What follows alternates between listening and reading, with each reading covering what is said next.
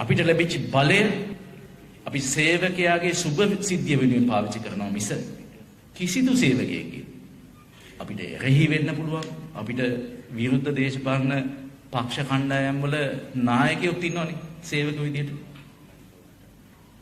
අපිට විරුද්ධ සමහර පෞද්ගලික දහහ කට්ටියක් තියෙනවා හැබැයි අපි දැන් තනතුරු දරන්නේ අපි දැන් වගකීම් දරන්නේ ඒවා පාවිච්චි කළා කිසිදු කෙනෙකුට අසාධාරණයක් අකටයුත්තක් අබමල් රේණුවක තරම්වත් වෙනසක් වෙන්න ඉඩ තියෙන දේශපාලන ව්‍යාපාරයක් නෙවෙයි අපි. එහෙම සංස්කෘතියක් අපි එහෙම ශික්ෂණයක් එහෙම හැදියාවක් සහිත දේශපාලන ව්‍යාපාරයක් අපි ඒක තමයි අපේ රටට පෙන්වන ආදර්ශය. අපි හැම වෙලාවෙම මේ පාලනය තුල මේ බලය තුල බලය කියන්නේ හරි පරිස්සමෙන් පාවිච්චි කරන්න ඕන එකක්.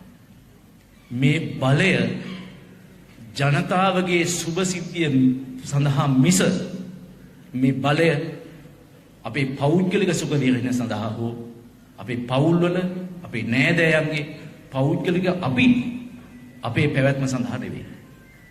එස අපි දන්නවා මට මතකයි ජනාධිපතිතුමා ජනාධිපති විදිහට දියුණු දෙද්දි මේ කතාව හරියටම කිව්වා. අපි දන්නවා බලය පාවිච්චි කරන්න ඕනේ ෆ්‍රේම් එක මොකක්ද කියලා.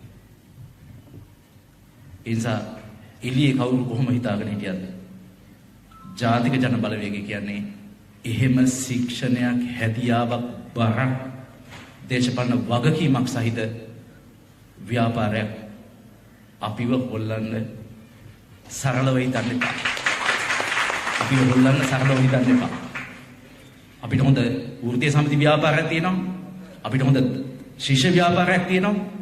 අපිට හොඳ ගොවි ව්‍යාපාරයක් තියෙනවා. අපිට හොඳ කාන්තා පෙරමුණක් තියෙනවා. රට පුරා විහිදිච්ච ලක්ෂ සංඛ්‍යාත සමාජිකයෝ ඉන්න හොඳ නෙට්වර්ක් එකක් අපේ තියෙනවා.